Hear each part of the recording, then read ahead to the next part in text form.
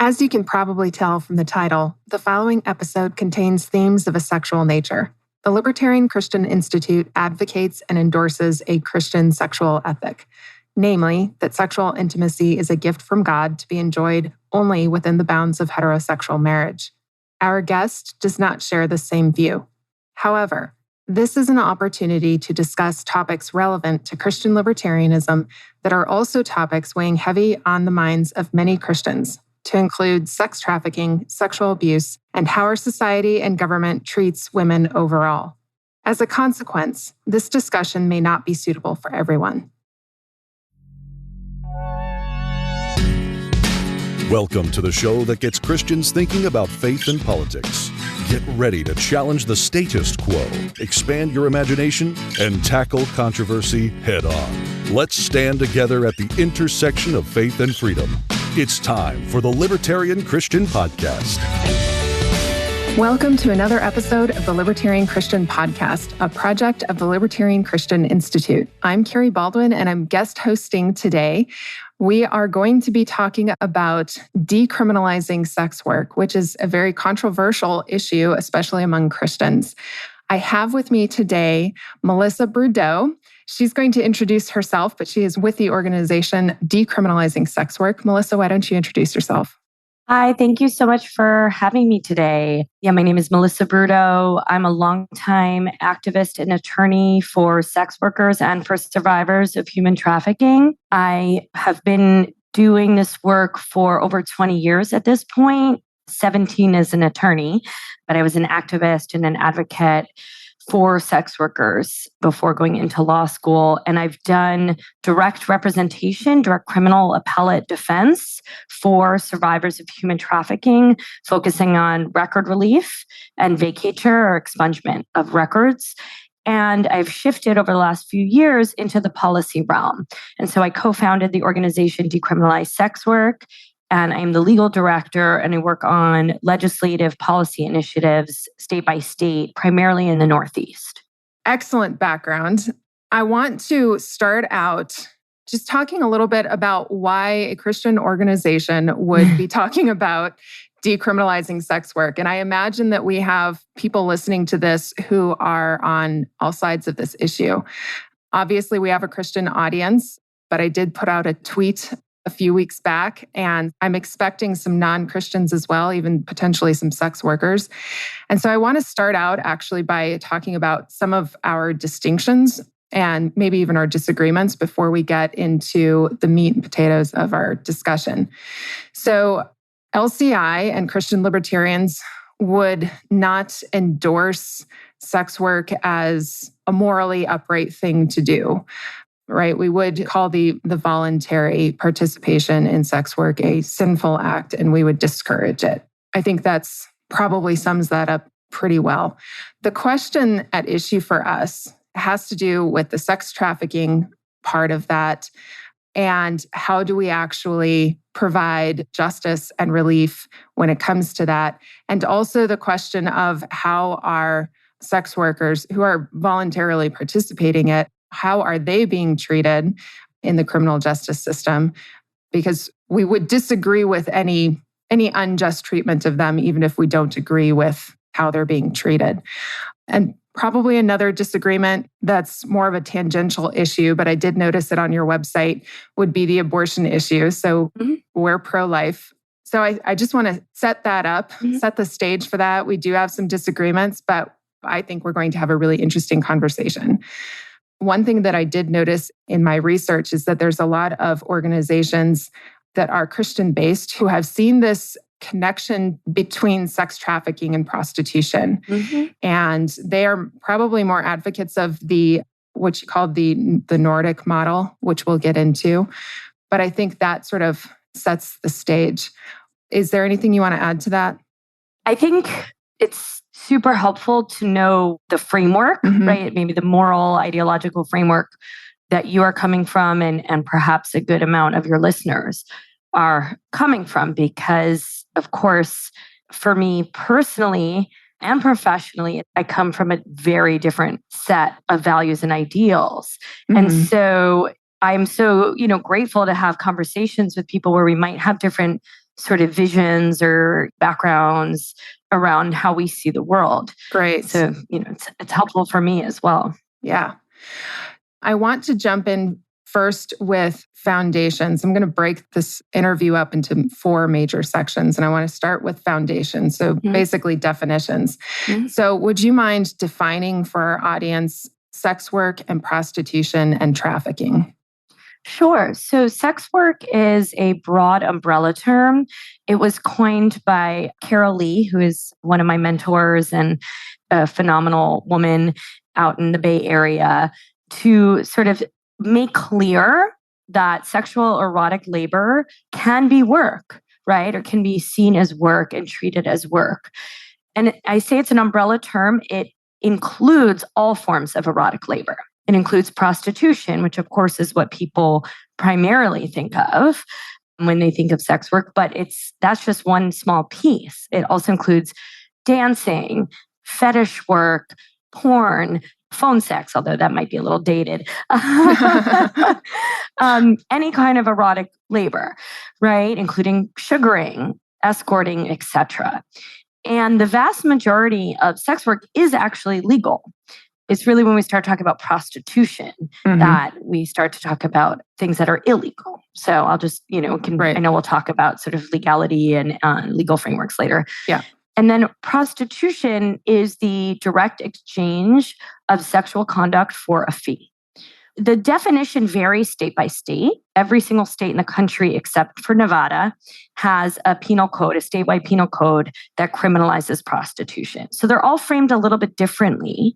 But in general, it is sexual conduct, which is usually defined as the touching of another's genitals by case law. Usually isn't defined in the statute itself. Right. In exchange for a fee, right? Which is, again, why something like dancing or certain kinds of fetish work, or most kinds of fetish work, are fully legal. And then human trafficking necessitates force, fraud, or coercion being involved, right? So there is a federal definition of human trafficking, and then there's also state by state. Almost every single state in the country has its own human trafficking law. But sort of the overarching theme is if there is a minor who is induced into prostitution. So really anyone under the age of 18, if they're engaging in prostitution, they are a victim of trafficking. And then if you are 18 and above, there has to be force, fraud, or coercion.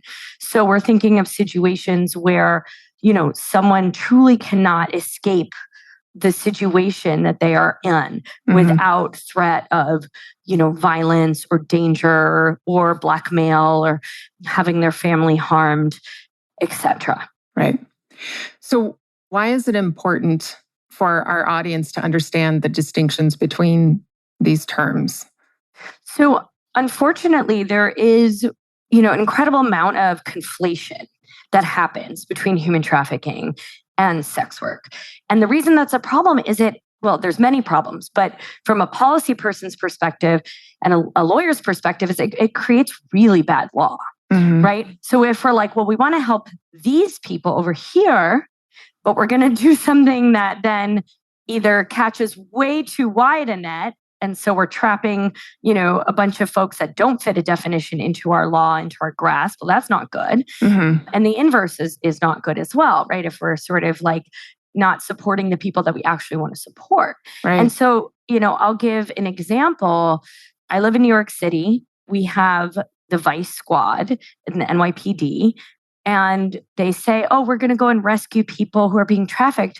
Well, what do? They bust into massage parlors, primarily in Queens, primarily of Asian undocumented women. They arrest them. They are often deported or their immigration status is put at risk. And oopsies, they don't find any human trafficking. Right? And so all in the name of human trafficking, they're going in, often raping, assaulting massage workers, arresting them, abusing them, terrifying them, and getting them into legal trouble. And so again, that's all in the name of rescue. Right. And so who are we rescuing here? Nobody. And so we see that again and again and again when we conflate sex work with human trafficking. Yeah, so those are some of the problems that currently exist, you would say, under prohibition in the United States. And that's certainly something that I've seen is The police, they're given broad powers to just go in and do whatever, whether it's in the name of just enforcing the law or even in the name of rescue. And we can get into a little bit more of that. One of the things that I found in my research was a confusion between decriminalization and legalization. Can you define those two really quick? And what are the distinctions between those two?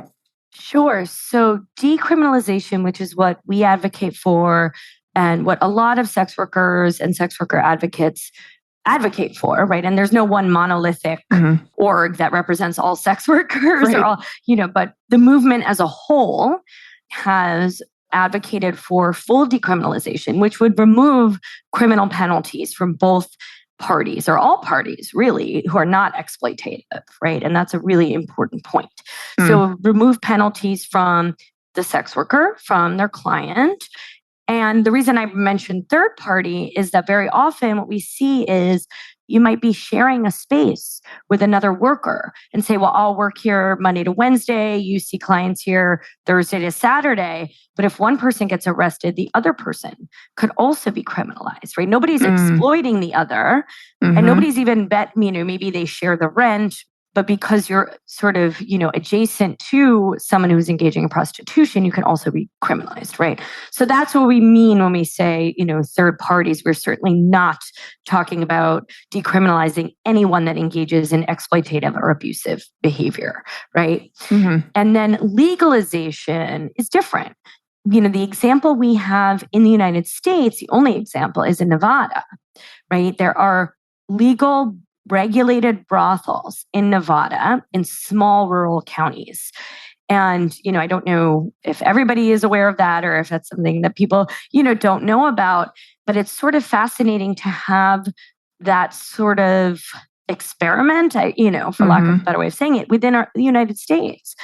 And there are some positives, and I'm by no means am I an expert in the brothel system in Nevada. I'm based in New York, but I do have colleagues that are, and colleagues in Las Vegas that are.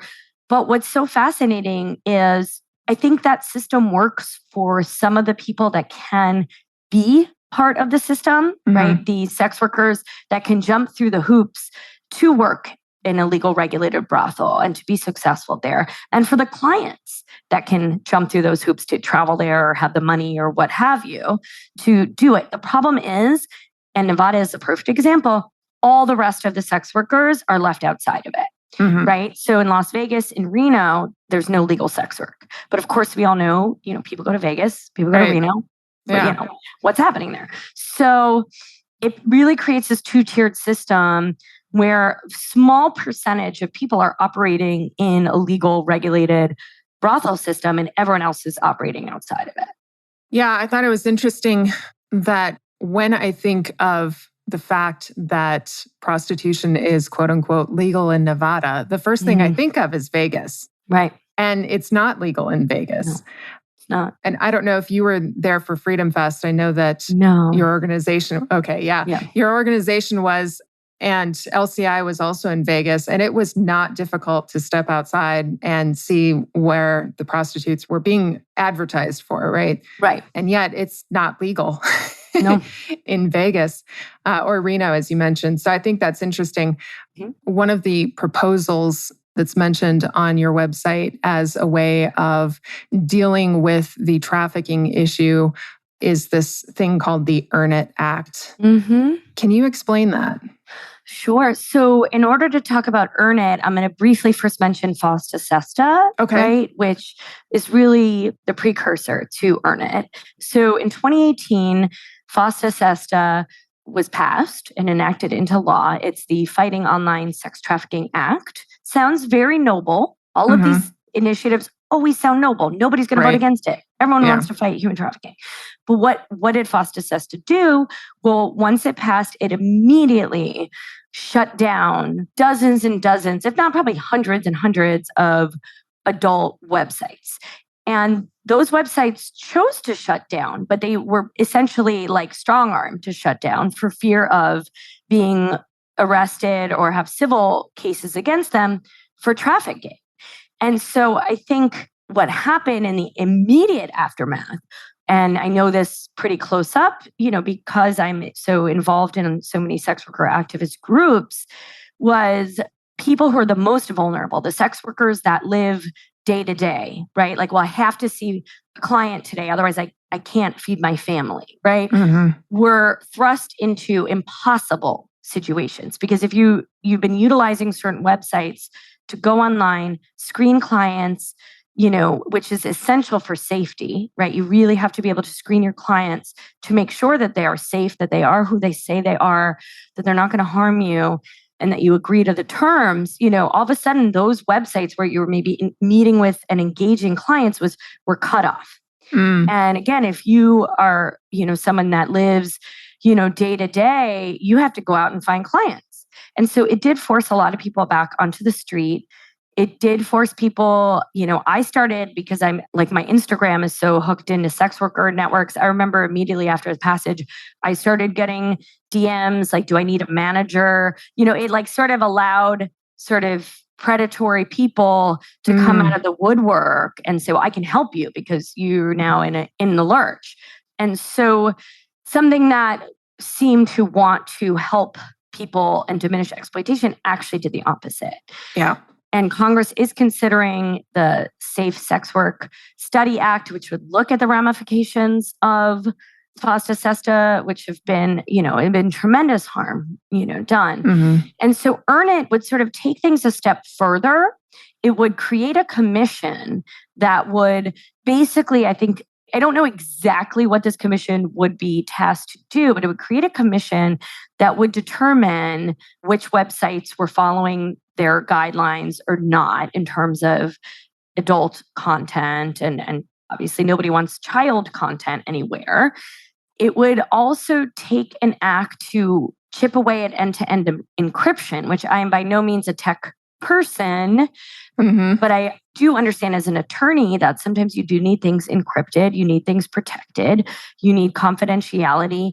And so this would chip away, if not remove, encryption altogether. So again, all in the name of protecting people, it actually make it so much harder for people to communicate privately, to communicate safely, and to support each other. Another big impact of FOSTA SESTA, and again, we would see this with Earn It, was people were terrified of what they could or couldn't say online, even forgetting, I'm going to go and advertise for my services, but what if I want to go and let other people know, hey, call me if you need some support, or legal advice or harm reduction materials for sex workers. A lot of people were terrified that they could then be targeted as being sex traffickers or what have you.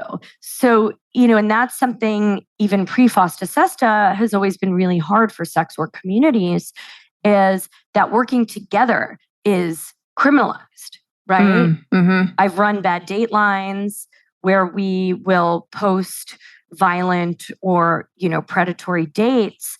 And, it's always very scary because people don't want to say that they are engaging in illicit acts. So of course, we wouldn't post anybody's name anyway, but giving any identifying details about the sex worker, it, could potentially put them in legal danger or physical danger.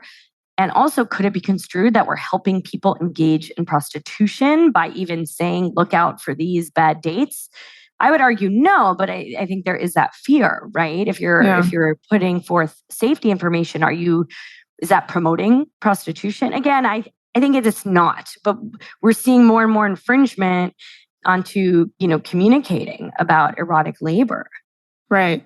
Well, and it seems like it's creating a catch-22, right? Because you have this issue of sex trafficking. And do we know how many, or roughly, I assume it would have to be an estimate, roughly how many women and girls are being trafficked versus how many are voluntarily entering into it? We don't. And, it's interesting. There was a study, and I don't have the numbers off the top of my head, a study done by some professors at John Jay in New York City about minors. And which again, by federal law and by, every state law, would be considered to be trafficked. But what was so fascinating there was that most of the youth did not identify as being forced. It was, well, I gotta, do what I have to do. And also, I think it was over half were boys. Oh, wow. Right, or young men. So that's, and I think for youth and queer youth especially, that's a really critical conversation, that this is sort of seen as an extremely gendered profession. And there's reasons for that. I'm certainly not saying that it is gender neutral or gender equal, but there are an incredibly large percentage of non-cis female sex workers, that don't get talked about, that get, eradicated in the discourse. I know you brought up Julie Bindel, and there's tons of second wave feminists that just see this through a completely sort of patriarchal lens, which erases sex workers of all genders in that conversation. That's interesting. And the point that I wanted to make was that it does seem to create a catch-22, right? Where whoever's involved in it, whether coerced or not, whether they realize they're coerced or not, are trying to mitigate the violence against them. And it seems like the state is wanting to take away every avenue, which just shoves them back out onto the streets, which is probably the most dangerous, I would imagine, place for them to be, especially in terms of trafficking. Correct. Yeah. Street-based work is way more dangerous, right, than indoor, where you can find your clients online, especially in this day and age, right, where the internet, I mean, there's a lot of pros and cons to the internet, but certainly for sex workers, it has provided a vehicle by which to safely find and screen clients by and large. So I think I know that at the beginning you stated, your values. For me, my values are harm reduction and human rights, right? Those are sort of my guiding forces. It's not any religious hold. I'm Jewish, but, it's really, for me, it is very much what is going to reduce the most harm to somebody in that moment, right? Or in that experience or what have you. It doesn't, to me, the morality is not relevant. It is about health and safety and diminishing harm. And so I think whether or not I don't mean you particular, but anybody, doesn't like prostitution, thinks it's bad, good. To me, I always say I'm agnostic, right? I want people to have the best health and safety outcomes that they can have. Yeah. And what ends up happening with law enforcement is things might sound like a great idea, but in the end, they're harming the people that are the most vulnerable. Yeah. And I think we'll talk a little bit about this when we get to the section on stigma. But I think from a Christian perspective, number one is we want those women who want out to be able to get out with as much ease as possible. And it doesn't make sense to make that more difficult or introduce violence or get them siphoned up into the criminal justice system if all they want is out. So, I would say that's the Christian perspective on that. Let's jump into, I do want to come back to stigma, but let's first jump into this legal rights, legal enforcement aspect of it. I assume you're a libertarian. Is that correct? I wouldn't identify as a libertarian, no. Okay. I'm pretty much your run-of-the-mill New York City Jewish lefty. Okay. Okay. Well, I'll just say from a libertarian perspective, since LCI is libertarian, we would say that a libertarian theory of human rights is founded on the principle of self-ownership, so the idea that you own yourself, and that initiating violence, coercion, or the credible threat thereof is criminal, and that's what constitutes crime. I think one of the sticking points of self-ownership is this idea of bodily autonomy and agency. It is something that I think it's largely misunderstood by Christians, this idea that you can own yourself. There's some, I've got some articles that sort of go off on explaining a Christian view of self-ownership. But when it comes to bodily autonomy and agency, I think it's interesting that there's this blind spot, not just with Christians, but it looks like, generally speaking, there's a blind spot as to whether a woman has a say over what she does with her body. And so that seems to come up. So just from a libertarian perspective, we would say that a woman does have bodily autonomy and agency. She does get to say what she will do with her body, but she just may not initiate violence, coercion, a force against another human being. And of course, we would say that initiating that violence against her is equally criminal. Do you have any comments on that? Well, I mean, I think, again, for me as a harm reductionist and immensely pragmatic, this is probably not a shock, but I am, vehemently pro-choice. Mm-hmm. And also in my, Judaism is also, certainly Reform Judaism is very pro-choice. It is about the health and safety of the mother, full stop. Mm-hmm. That's it. And that is definitely the perspective that I come from, and from my personal experiences, I had 2 miscarriages, and both times I had surgery. So both times I had an abortion, right? It was a child that I desperately wanted. And, the first time at 8 weeks, found out the baby had died, and which is incredibly common, right?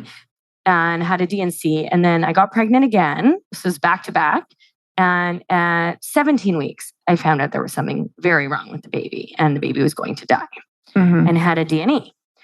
And watching what has happened with, Dobbs is, and I'm a New Yorker, and I'm a privileged New Yorker. My personal access will never change as far as I'm concerned. I have resources.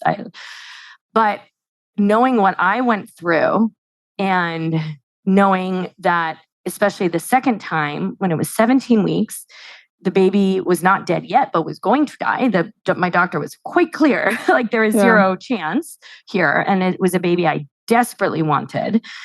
And because I live in New York City, I was able to get a doctor, even though I live in New York City, it was actually quite hard to find a doctor to do a D&E just because it's rare, although it's not that rare. I have actually multiple friends that had terrible, issues happen in their pregnancies, all of children they desperately wanted.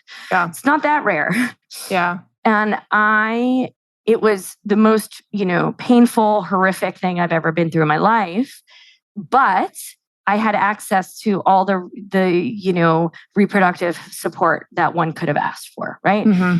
And watching what's happening now, I can't. My head explodes in seeing women that have. I think the New York Times just featured a story of somebody that found out there was something wrong with her baby at second trimester, and she had to travel for days and take days off work. And her family was pro-life, so it was just, to me, it goes back to medicine. We need to, and science.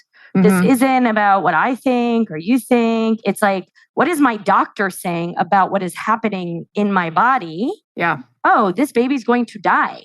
You need to do X, Y, Z. Okay. Why should a senator have any involvement in my uterus? Yeah. Zero.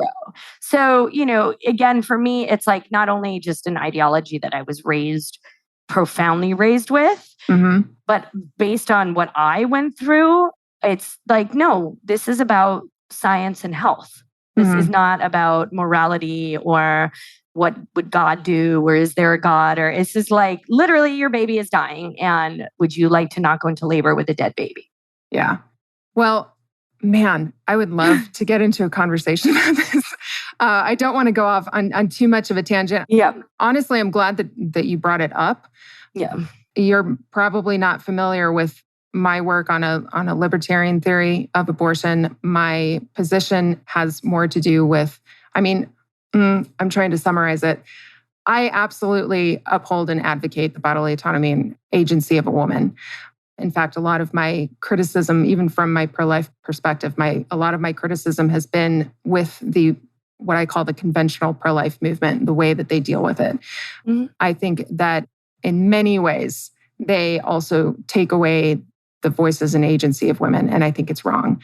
And I don't think that we're going to be able to resolve even that issue until we actually have women having this conversation. So my argument, and I'll leave it at this, and maybe you and I can have a conversation off the recording. Totally. But my argument isn't a moral argument. It's a legal rights argument. It is based in science. I do think that it reorients things, especially when it comes to sexual crimes against women, which I'm very much interested in resolving. I think that the state has absolutely failed women when it comes to sex crimes against them. Yeah, I think even among libertarians, and I wrote an article recently, the Libertarian Party recently removed the abortion plank from their platform. And I wrote an article about that. And one of the things that I point out in that article that I wish more people understood is that pro-choice and pro-life libertarians have a ton of common ground that the conventional debate doesn't share. I think the most important piece of that is that pro-life libertarians are opposed to an authoritarian police state enforcement of abortion prohibition. Absolutely opposed to it. So I'm sure that we even have common ground on that. Yeah. But maybe we can carry on that conversation at another time. Totally. So let's get back into some of these legal models and the way some of those work. So we talked a little bit about Nevada. Germany was brought up as an example of legislation and how it seems to go awry. And when I read about how legalization has worked in Germany, it almost strikes me as all it was licensing sex trafficking in effect, because it seemed to give no voice to women. Women were continuing to get sucked up into it. It was just the people who were benefiting from it were now free of any sort of legal enforcement against them. So what have you guys found are the problems with, I mean, you mentioned Nevada, but have you guys found problems with the Germany model as well?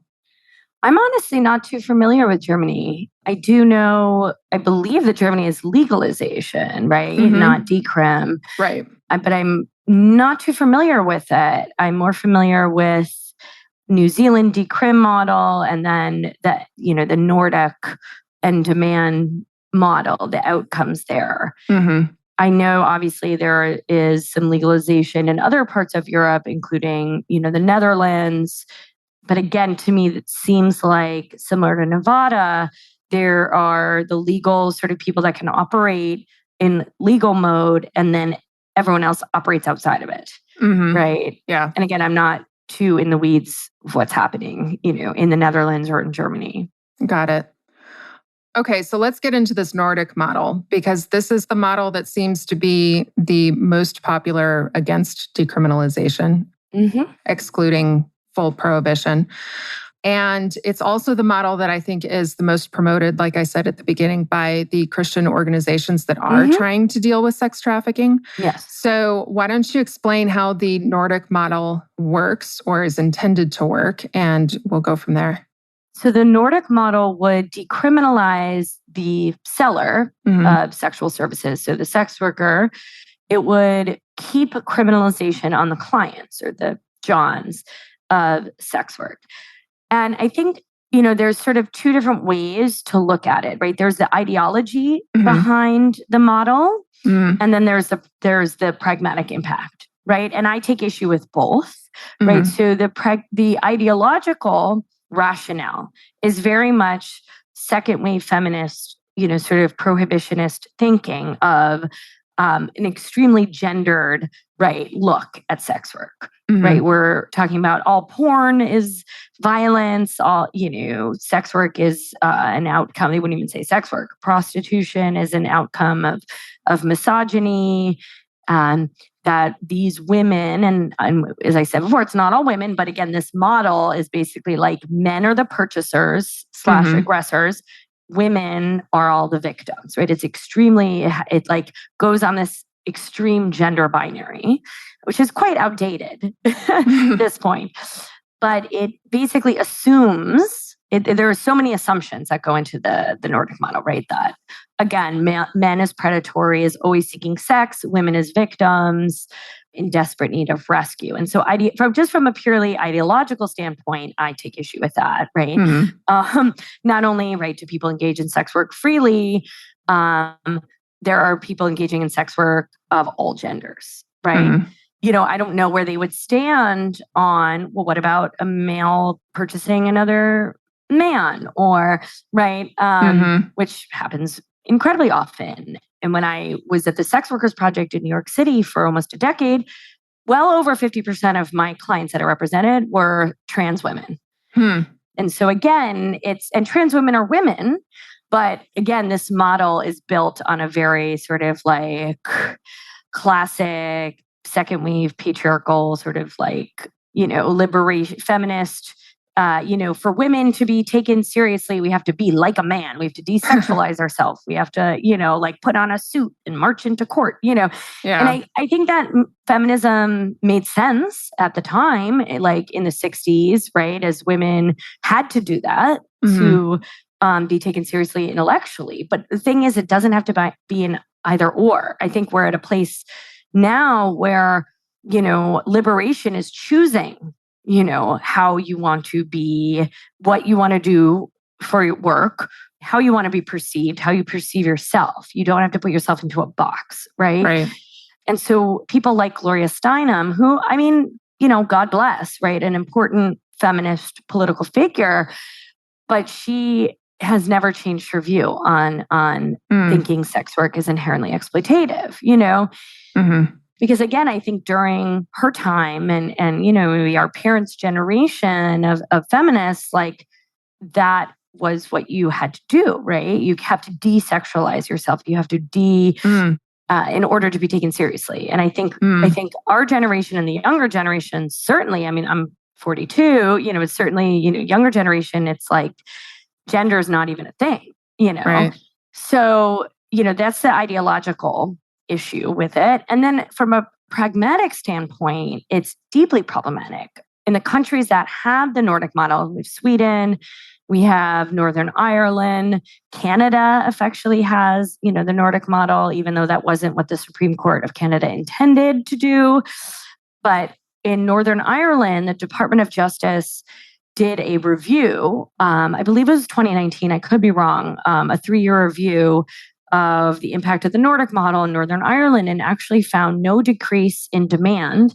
And also that sex workers felt less safe, less supported, and reported an increase in violent or antisocial behavior, which actually makes total sense, right? So if I am a sex worker and I'm going online or on the phone and I'm trying to screen a client, and the onus of criminalization is on him, let's be gendered and say, a female sex worker is a male client. And I'm like, well, I need to know your real name. I need to get 3 references from you. I need to know where you work, blah, blah, blah. There's no way he's going to want to give me that information. Yeah. If the onus of criminalization is now on him. Now, obviously in the United States as it exists, the onus of criminalization is on both parties, but clients know there's a small percentage that they'll actually be the ones arrested, right? Whereas with the Nordic model, it's like, oh no, the onus is fully on you now. And so that makes for a really squeamish clientele, that is not going to want to be screened for safety and give out any identifying information, understandably, right? Because they're like, well, what if you're an undercover cop? So it puts sex workers in an impossible position. And it also doesn't relieve state involvement in your life. There was a sex worker in Sweden named Petite Jasmine. I actually got to meet her about 10 years ago when we had an AIDS conference in DC. And I remember speaking with her about the Swedish model, because this was, obviously they've had the Swedish model now since 99. So this was maybe 15 years into it almost. And she said, I'd rather be seen as a criminal than a victim. She's like, everyone wants me to be the perfect victim now, and I'm not going to do that. And crazily enough, it's horrible. She was murdered by her ex-husband. Wow. Because he was very abusive, obviously. He killed her. They were fighting, over custody of their children. And she wouldn't stop being a sex worker. She wouldn't relent to being the perfect victim, right? She wouldn't fit into the box of being like, well, help me, I'm a victim. And so he got custody of the children. And during a visit, he killed her. And so I know, obviously I'm not saying if this happens, everyone's going to get killed. I'm not trying to be hyperbolic, but it's, sort of an example of how, the Swedish model, which again, looked to protect those who are vulnerable, it failed somebody, like in the most horrific way, because it saw her as, oh, well, then you're crazy or there's something wrong with you if you're not just throwing up your hands and saying you're a victim. Well, and that's the thing. I mean, and I guess just for the sake of our audience, another disagreement would be over the transgender issue. You know, we wouldn't say that a transgender woman is a woman, but setting that aside, even so, there is this this projected victim mentality, right? That people want to place on women. And I think, number one, it's completely unhelpful. I do think it's infantilizing and insulting. And, you know, whether you agree with the behavior or not. Yep. And, you know, so that in and of itself, I mean, that steals, that from the feminist perspective, that steals a woman's agency. It means her yes doesn't mean yes. I noted, again, in my research, there was this video that I came across from the Scandinavian human rights lawyers. And they mentioned in this video, they said that they did an assessment of the Nordic model. And it said that the Nordic model had reduced street prostitution by half. But then it said, and I was sort of surprised that a group of lawyers would put this out there. They said that it's reasonable to assume that the Swedish law on prostitution has counteracted the establishment of organized crime and human trafficking for sexual purposes on a major scale in Sweden. And I was struck by that because I was like, why is it reasonable to assume? Right. But yeah, sounds very sloppy. Yeah. But it's, you know, it's produced in such a way, and I think that this is perhaps one reason why Christian organizations that are trying to help trafficked victims are so drawn into this model is because, you know, they're well produced and they make certain claims such as, oh, this seems to have actually counteracted that. And, you know, one of our biggest grievances on our part from LCI is that Christians don't understand economics. They don't understand the laws of supply and demand and what's actually going on with that, which I guess we'll get into in a little bit. But yeah, the two things that struck me about the Nordic model was this blanket victimization of women, which I think is not fair at all. Yep. It does steal our agency. And then it seems like there isn't a lot of really good data that actually supports it. It's just correct. A lot of talking. Now, you guys have on your website, right, if I recall, some studies demonstrating that it has the unintended effect. Is that correct? Correct. Yes. We definitely have some fact sheets, I think a video as well, about the Nordic model. And I'm sure there are links to, there was a meta-analysis done in 2018 by professors at Hopkins, one of whom was my mentor when I was there. I got my MPH at Hopkins and I focused on health outcomes around sex work. And so even though I'm an attorney, I have a little bit of a public health lens. And so Susan Sherman, who's at Hopkins, and some other researchers teamed up with researchers at the London School of Health and Hygiene and some of the other preeminent public health institutions and did a meta-analysis looking at 130 studies taken over a 30-year period. I don't remember the number of countries, but many, many countries. And basically did this like meta-analysis and found that where there was any prohibition, whether it was both parties or just one party, there were worse health outcomes. So less condom use, increased violence, less ability to have sort of networks around safety and health. And so that study, meta-analysis, combs through, you know, hundreds of studies, is very informative because what I've seen, and it sounds like you've seen this also, and my side is guilty of doing this, you know, that we can pick and choose data or studies, of course, right? I mean, on any issue, right? Yeah. It's not just related to sex work. And so what I really like about the Hopkins one is, right, that it's like this, you know, really macro, like meta-analysis. But again, yes, anyone can pick and choose data and studies that support, you know, but for me, the key is, this is a little bit of an aside, but the key is when looking at data around this is like, look at the sample size, look at the researchers. Was this peer reviewed? Was this published in a legitimate article? Someone like Melissa Farley, who I don't know if you've come across her research, but she sort of has disappeared, thankfully. But she, had a lot of research out there in the 80s and 90s, and she ended up, her work was discredited by the Canadian Supreme Court. They're like, we're not going to take into account her studies because they are so blatantly biased. Like she would have a sample size of like 10. I mean, I'm exaggerating, but 10, and go into a domestic violence shelter in San Francisco and be like 100% were trafficked and abused. It's like, well, you went to a shelter for abused women. Of course, 100% of them were abused, Right. So you really have to read between the lines when looking at data. Let's talk. I want to pose some of the harder questions that you might get from Christians about decriminalization. Yeah. First of all, and we've talked a little bit about why sex workers want the decriminalization. It improves safety for them, allows those who want to get out to get out. So let me ask this. One question that I had come up from somebody on Facebook was, will decriminalization just make it easier to traffic girls and women? So I would argue the opposite is true for a variety of reasons, right? So one, we're wasting tons of resources to arrest people and say, look, we're saving everybody.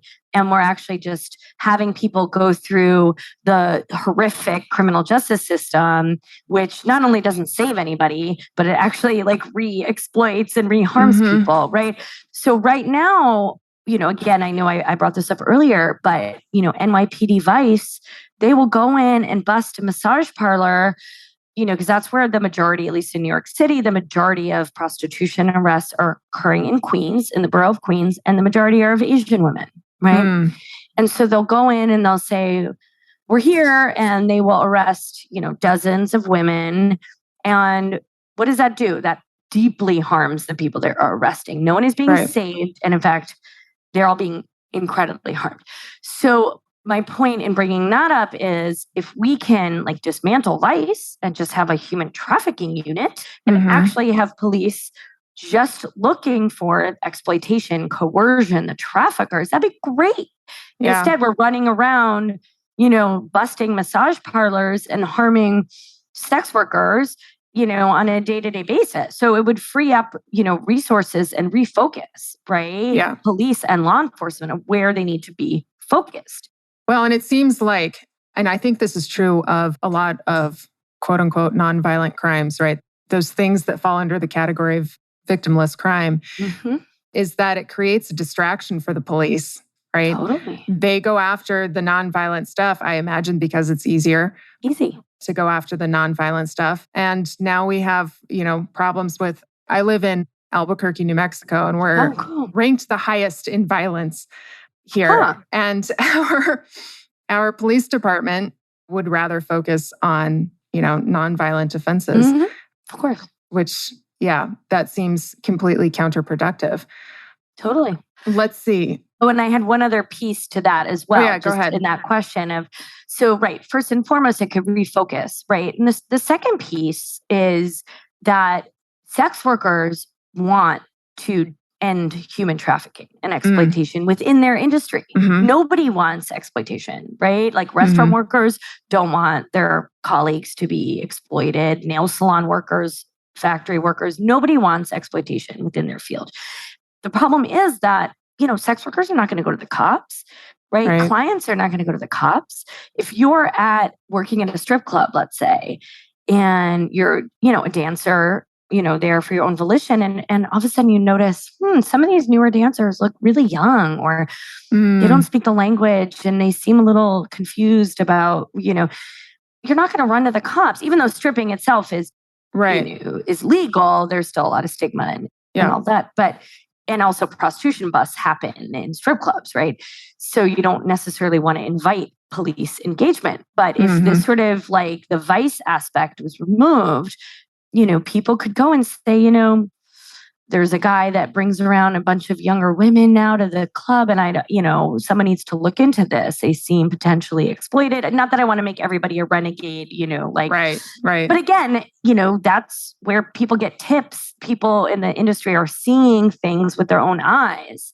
And if there's a horrific relationship with law enforcement, they're never going to go. Right. And the same with clients. When I did representation of survivors of trafficking, I had more than one client tell me, and this is a very controversial statement when I talk to people on the prohibitionist side, but I had more than one client tell me that they were helped by a client of theirs. Wow. And I'm certainly not saying that clients are heroes. I'm agnostic about clients. I don't really, not whatever doesn't matter to me, as long as you treat people well. Mm-hmm. But I had more than one. And I represented, minors who were trafficked domestically. And I represented adults as well. But I remember specifically that a few of these incidences were of minors who said, I was being forced, or I'm 15, and the client brought them to police station, but dropped them outside, right? Because they don't want to be criminalized either. Right. And so I think that the Nordic model assumes that all clients are bad or the devil, and that's just not the case. Yeah. And so again, if we're really if our goal as a society is to diminish exploitation and violence and trafficking, why don't we all rally around that? Right? Yeah. Why don't we make it the easiest for people to report things?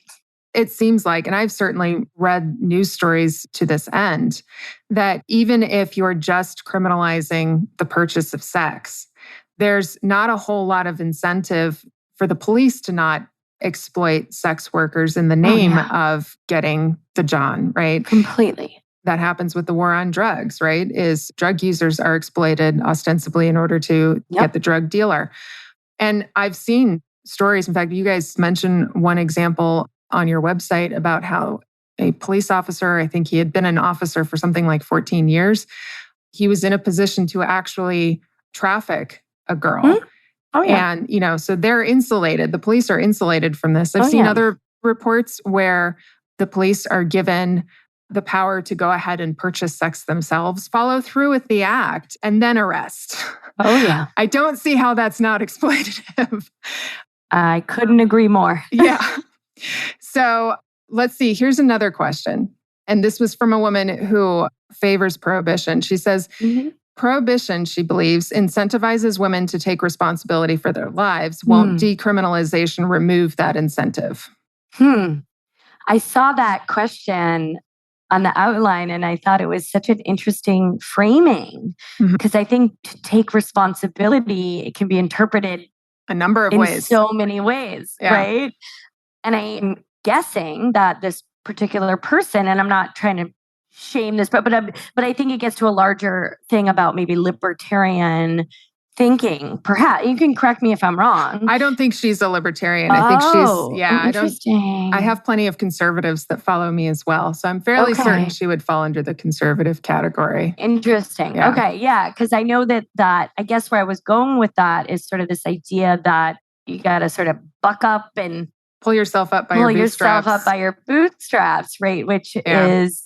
And again, I don't want to mischaracterize or misclassify, but I think that is something that where I do rub up against with maybe some, and I'm probably oversimplifying, but libertarian thinking is that, right, I see all the systemic inequities and, right, racism and classism and, all this stuff, which is why, most people can't do that. But so that's sort of what I sort of thought about when I saw that question. I think that engaging in sex work is taking responsibility. I think if, for many, many people, women, especially trans women who are not hired in mainstream vanilla jobs, right? I think doing sex work is maybe the definition of taking responsibility. It's like, well, I need to eat. I need to feed my family. I need to have a roof over my head. This is what I'm going to do. And so I would actually argue that, it is nothing but taking responsibility and saying, well, okay, I'm going to use what I have, to make sure I can make ends meet. And again, for trans women, queer youth, right, who are thrown, and I don't necessarily even mean, someone who's a minor, let's say a young person, 19, 20 years old, who maybe has faced family rejection. and been discriminated against because they're queer, this is a way to, again, like be financially independent and take responsibility for, again, that's, whatever that phrase I hear you. mean. Yeah.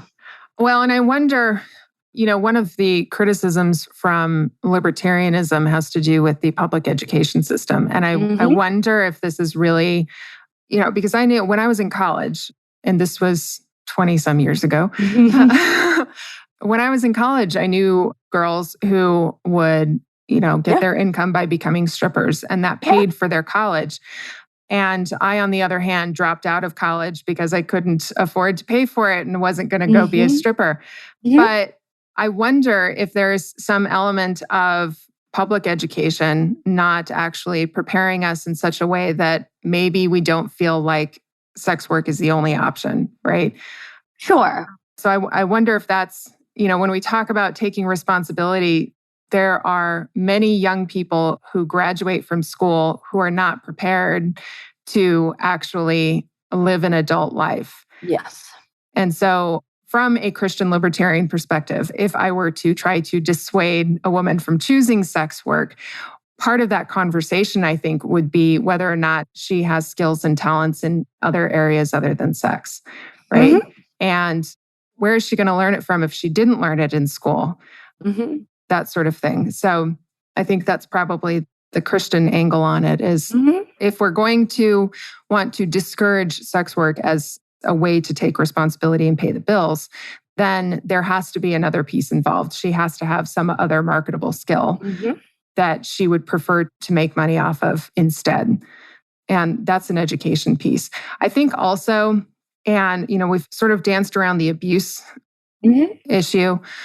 That's a topic that is near and dear to my heart because I divorced from an abusive marriage. And one of the things that I learned from that, and I've said this a number of times, was that, when I came out of that, I had to learn about red flags. I had to learn how to keep myself from getting trapped in that again. And one of the things that I realized was that abusive behavior is completely predictable patterns of behavior that can be identified. And I don't know why we aren't teaching our girls this. Yeah. So, a lot of this, and we're going to jump into stigma in a minute, but it seems like a lot of this stigma has to do with not educating our young people on a variety of topics that are absolutely necessary. I mean, great. They've got some facts about U.S. history and, whatever else. But can they actually form healthy relationships? Can they actually pay the bills? Do they actually understand what their marketable skills are and that sort of thing? Those don't seem to be things that our young people are coming out with. No, I'm actually so glad that you brought up like teaching, especially young women, right? But like teenagers, adolescents about healthy relationships and healthy dynamics. I just came back from the Woodhull Sexual Freedom Summit. They're a great organization. They put on a sexual freedom summit in the DC area every year. And myself and two of my colleagues from Decriminalizing Sex Work, we put on a panel talking about a law review that we got published last year exactly on this issue, on the need for comprehensive sexual health education to help diminish abuse and exploitation. And so this exact point, and actually we quoted in the paper, and I can send it to you, it might be on our website, but I can certainly email it to you. We actually quote Elizabeth Smart, who, obviously was kidnapped.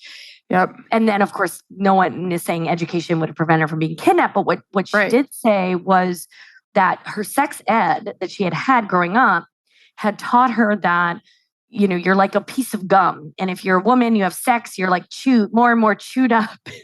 I mean, it's so ridiculous. And so when she emerged from her, horrific situation, she felt horrific about herself. She felt the shame. She felt like a used up piece of gum. And that then carried forward, right? And again, her situation was horrific, but how she felt afterward was reinforced by what she had learned about the expectations, right? Gender expectations and healthy relationships. And so, I think it's immensely important for young people or people, older people, better late than never, to learn about healthy relationships. Yeah. Couldn't agree more. Yeah. And I guess we'll go ahead and jump into the stigma section because that's a great segue.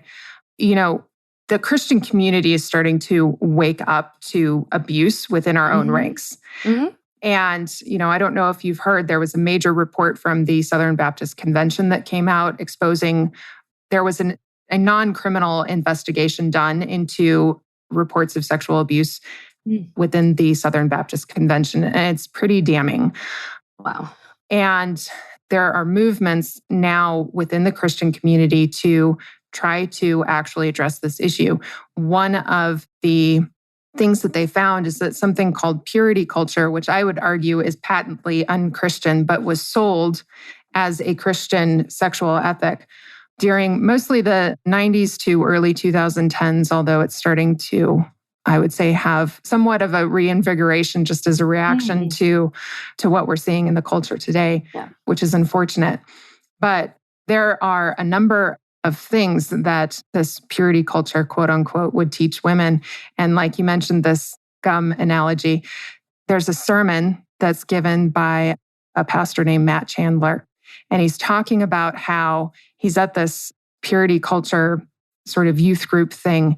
And he says that his experience with that was, you had another pastor, and he was a youth at the time. He had another pastor who hands this kid a rose. And he says, okay, pass this rose around to everybody. And of course, by the time everybody has handled it, it's wilted and everything's, you know where I'm going with this. The petals are falling off and everything.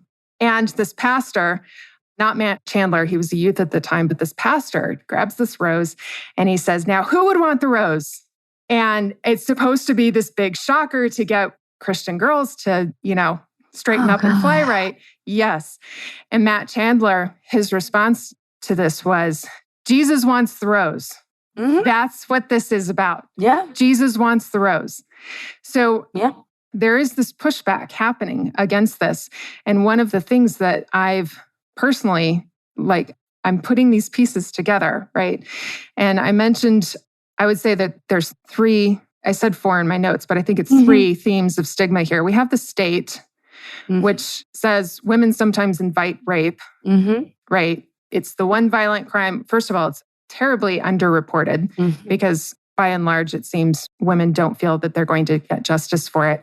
Yep. But it also seems like it's the only violent crime where judges will actually consider the possibility that the woman brought it on, that she invited it.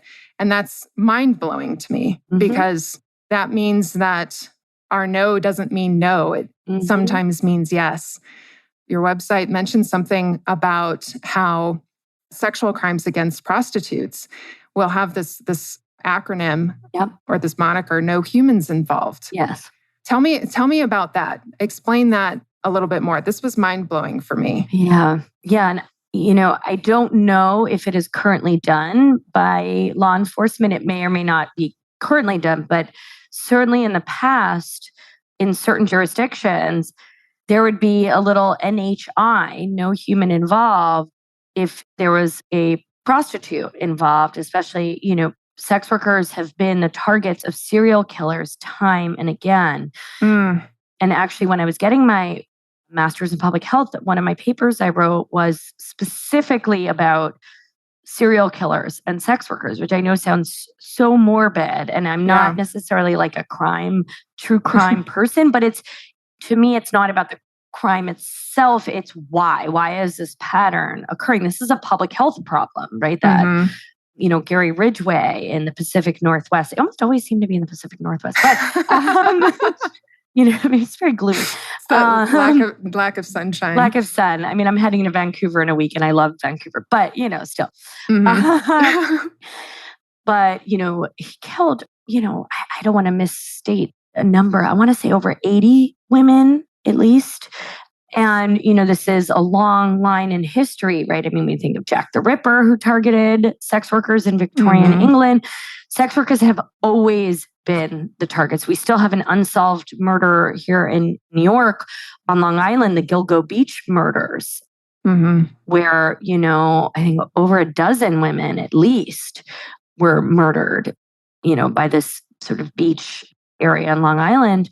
So, I forget why I'm going off on a huge tangent about serial killers. Oh, but right. So the no human involved delineation sort of matches the way that other people in society, especially men, right, see women.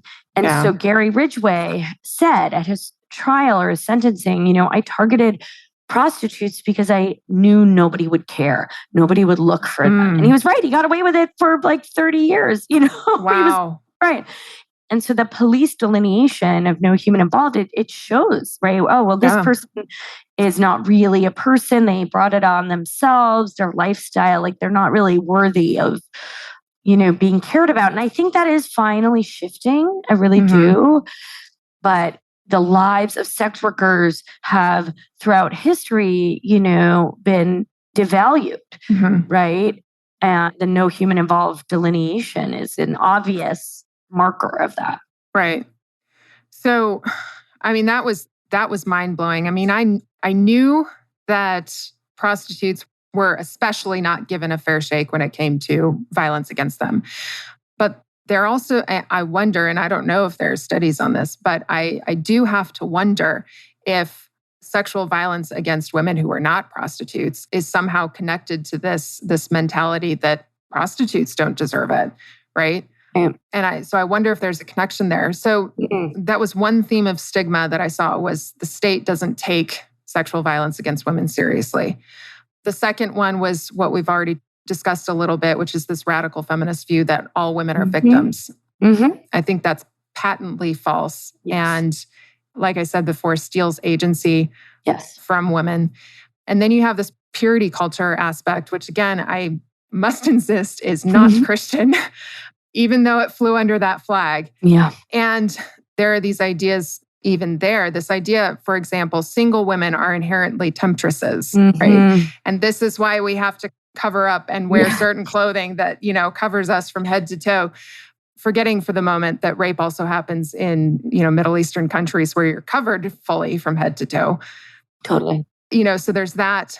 There's also this idea, which is actually still fairly prominent today, that married women are a kind of methadone for their husband's porn addiction. And that it's not permissible for a woman to say no to sex to her husband because he needs to fulfill this thing, or else he's going to go off, and seek out I'm like, that's absurd. Absolutely absurd. Yes. So one of the reasons why I'm saying this is for the benefit of our audience, because I think there are some connections here. And I do want to point out, there's a professor of apologetics at Houston Baptist University. She made a Facebook post just the other day, which was really interesting. One of her comments, it has to do with the fact that, and I don't know if you know this, but for all of Christian history, women have made up a majority of Christians. Oh, I didn't know that. Yeah, it's always been female dominated, and it's only recently that's flipped. And so now women are a minority, very slight minority, but a minority nonetheless. It's a significant shift. And I think we should be asking why. Interesting. Didn't know that. But one of the things that she says, she's got a new book coming out, and she did this study about masculinity and the way women treat men. And she said that there is an equal number of men who claim the Christian label to an equal number of men who actually are practicing, professing Christians. And she says, of those who just claim the label, she says, they often behave worse than secular men. And they have the highest rates of divorce and the highest rates of domestic violence. And I think it's interesting to bring this out, because I have noticed just in my own experience, I can see that there are good Christian men out there. I can see that there are good secular men out there. But there is this group of men who claim to be Christian, and they're absolutely horrid. They treat women terribly. So I'm drawing this out mostly for the benefit of our audience, because there's something to be said, I think, about the connection between the way society is treating women, the way that people who claim to be Christians are treating women. I don't think that this can be ignored. And I don't think it's as easy as saying, oh, well, we just need to make prostitution illegal. And there's a passage in scripture, Matthew 5:37, that says, let your, all you need to say is talking about oaths. All you need to say is simply yes or no. Let your yes mean yes and your no mean no. And what I see from these bits of stigma, whether it's from the state or feminism or purity culture and Christianity, is that a woman's yes is not allowed to be yes, and a woman's no is not allowed to be no. And that seems to be, if I'm reading this right, that seems to be pretty common in our culture. And I don't think it's something that we talk about. Right. So I see decriminalization of sex, even though I think that voluntary participation in it is a vice and immoral and those sorts of things. I see it as allowing a woman's yes to mean yes. And it also allows a woman's no to be no, right? When she doesn't want to be involved in it. I mean, this goes back to education, right? This would require talking to our kids about the realities of these things, which is, it's very easy to sort of shove it under the rug and pretend that it's not going to happen to me. Anyways, I wanted to throw all that out there. What thoughts do you have? I'm sure you have many. Yeah, no, that's also fascinating, right? Like what came to mind, actually, as you were giving some examples, was in this paper that we also featured in that law review around the need for sexual health education in diminishing trafficking and exploitation and abuse, especially of women, was a lot of examples of women who were trafficked from Mexico. And I saw this with my own clients as well, where what would be used to lure them was sort of this purity and religion over them, right? And so they would say, they would maybe even rape, a man would woo a woman and this, in Mexico, right? Maybe from a very small town where religion is, really critical sort of centerpiece, right, to people's values. And, he would maybe woo her with promises of marriage and a better life. And then maybe they would sleep together. And then the tables would turn, right? Or they would get married and then boom, had the tables turn, become abusive, say, well, you slept with me, you can't go back. What would your parents say? Or we can't get a divorce. What would your parents say? The community would shun you. And of course, these women would be young. I'm not necessarily saying minors, but, 18, 19 years old, right? Not really having a worldly, understanding of things. And I'm not blaming them. I'm just saying they realize all of these things to trap and control and manipulate. And, by the time, they realized obviously something was wrong, but it was almost like they were in too deep because of the shame and stigma. Yeah. Right? You want to escape. You're like, this is terrible and abusive. But what would be worse is going back to my family who would say I'm a whore and throw me out, And that was really, very, very common, especially, like Mexico, there were certain smaller cities or towns where traffickers would go, like that was the industry, was trafficking women and manipulating and utilizing these religious values for evil, really, right? Yeah, yeah. So I'm not saying the answer is no religion, right? Right. But I think the answer, right, is heightened education and awareness, and whatever someone's religion is, or isn't, everyone having an understanding of their own value and their own worth, and knowing that if something doesn't feel right, or if something feels hurtful or harmful, to question that and to know that there's support for them, right? Even if maybe your mom or dad or rabbi or pastor or somebody might not love what you might be engaging in, right? They're there to support you through, what you might be going through.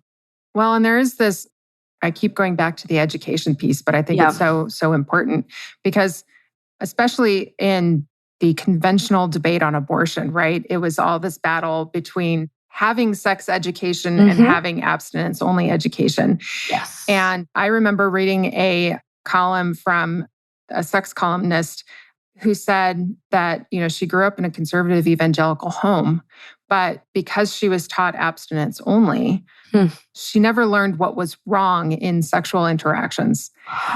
And she wasn't given a chance to really think through that because it was just kept from her. She was sheltered from it.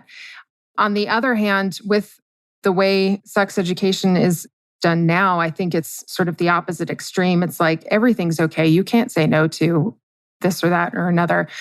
And it's like, okay, the missing piece of the puzzle is the no. Where do we get to say no? On top of it, you have this authoritarian culture that says if somebody has a title or if somebody is older than you, you have to submit to that. You don't get to, saying no is disrespectful to your elders, blah, blah, blah. Yes. I think that's also harmful. It's just, when you have this piece of you don't know anything about sex or what is okay or not okay. And then you have the authoritarian piece that says you can't say no to an adult, then it should be no surprise that when a pastor or your friend's father or whatever comes over and he's making advances, you've been told to obey him and you also have no clue what he's doing. I think that's just as much grooming as the complaint that the everything goes is also grooming. And so one of the reasons, Melissa, why I wanted to have this conversation was obviously over just the justice aspect of the sex work. But I do believe that there's a connection between these false teachings that have gotten into the church and the way women are treated. Totally. And, totally. And I think, I just am laughing about my own children's sexual health ed, which they're little. My younger one will be 7 in a few weeks, and my older son's 8.5. And so they're little. They're not having really they're having age appropriate sexual health education. They go to, a lefty private school in Brooklyn, and it's very on brand with your own community, right? And it's very much like all the almost all the parents probably hold most of the same values that it's very lefty.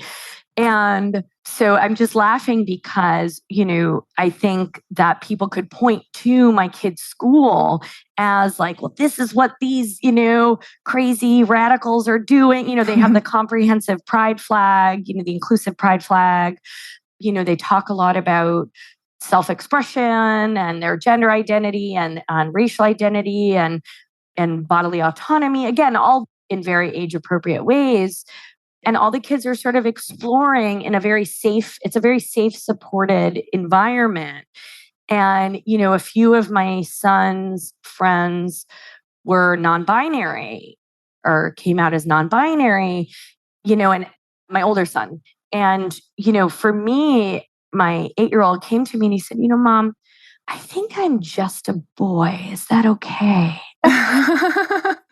Yes. You got time to work on it. No, I'm just kidding. But I'm kidding. Obviously, I'm not, we're not forcing our children to be trans or gay or, although I was always hoping my little brother was gay and it didn't work out. It's like, we can go shopping together. He's like, no. So, but it doesn't work out, right? It does not work.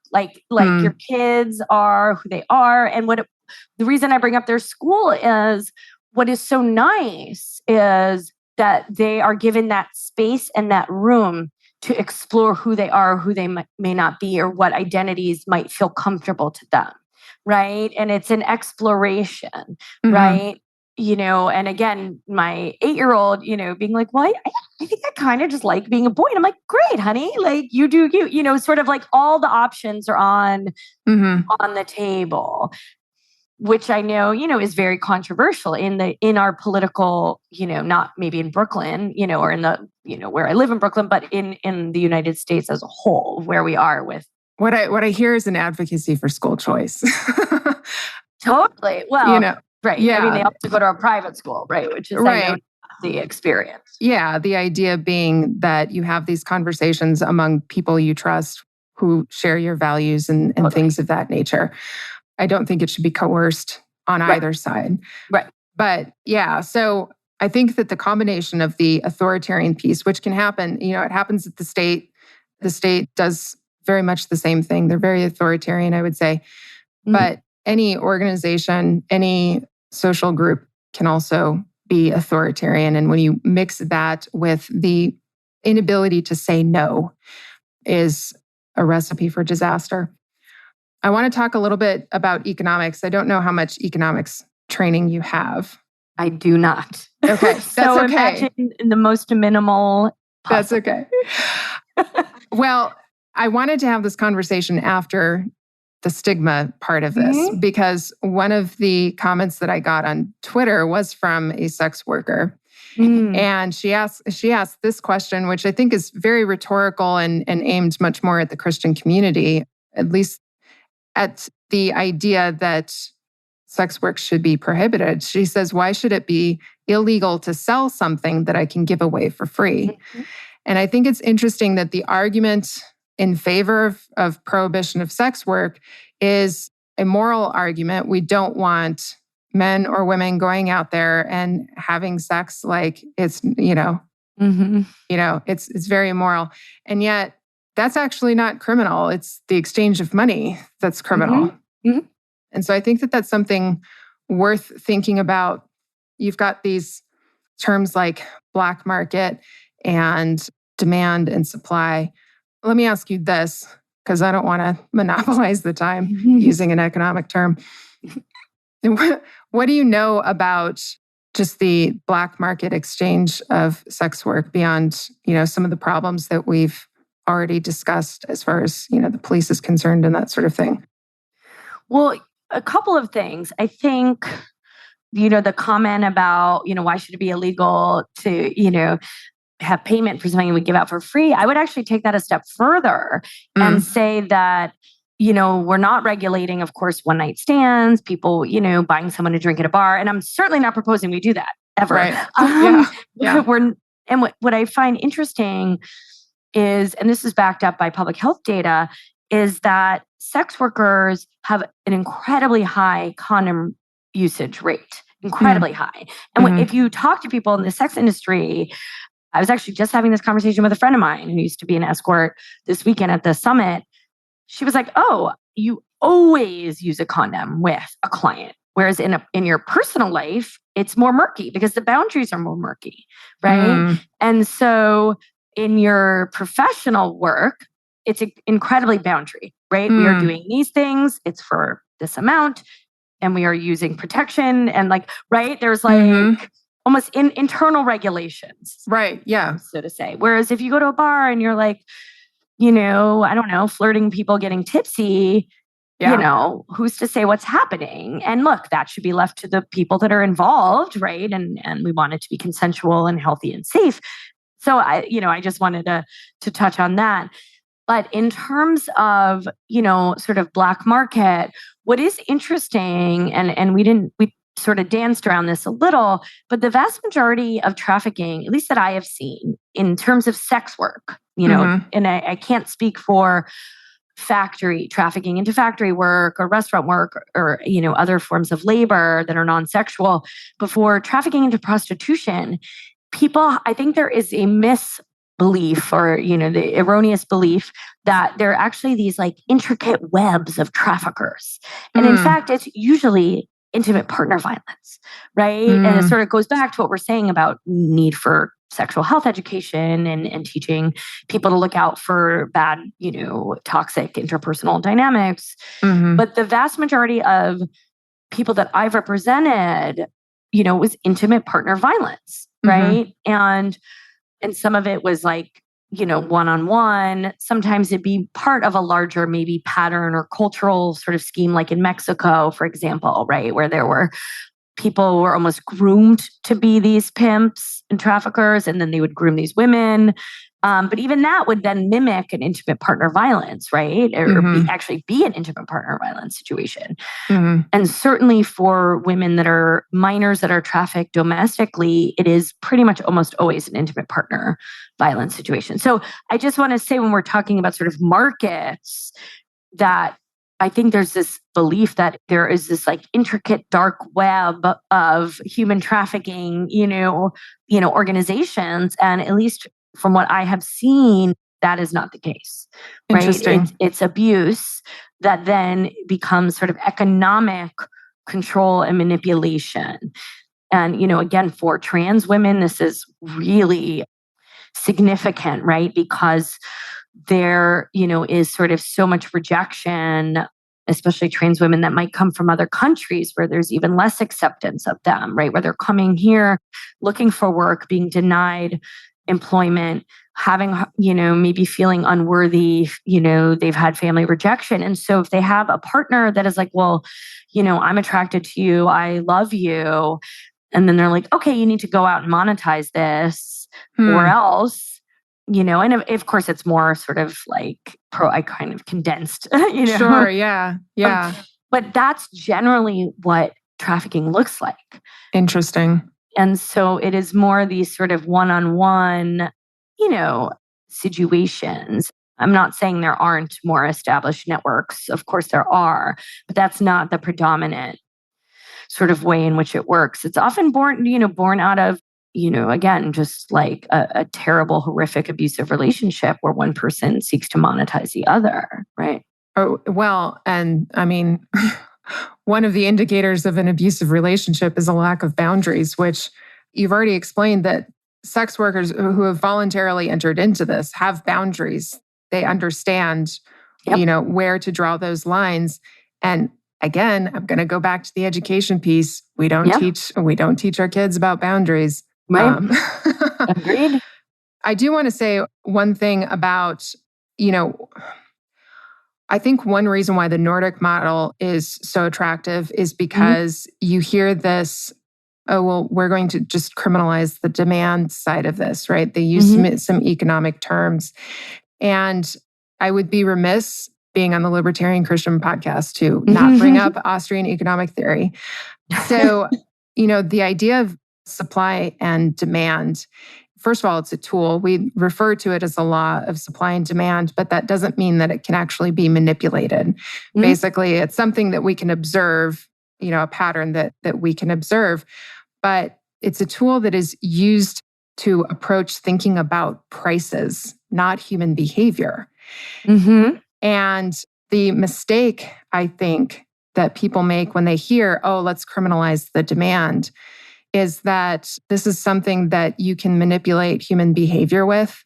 And in every situation where we've tried to use supply and demand, I mean, this is true of abortion as well, which tries to manipulate the supply, or at least the conventional debate has tried to manipulate the supply. When you try to manipulate the market for the goal of changing human behavior, there's always unintended consequences. It never works out the way you think it's going to, because it's not intended. Supply and demand isn't intended to do that. It's just a way for us to talk about prices. How are prices determined? And I think a lot of people don't know that. So I think that's why, like, when I hear you talk about all of the unintended consequences of the Nordic model, I'm like, this is economics 101. And we could predict this just because we know that we can't actually manipulate human behavior doing that, even though people try to use it. There's also a new, I don't know if you've heard the term neoliberalism. So neoliberalism has sort of posited itself as the free market, sort of the new invention of free market economics, and Austrian economics, which are classical liberals, would say absolutely not. Neoliberalism is not the same thing as free market economics.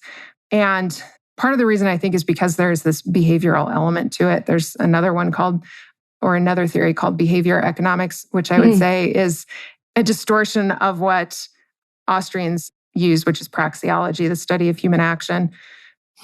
So on the Austrian side, it's looking for patterns and saying, oh, this is how this works, right? It's a deductive reasoning.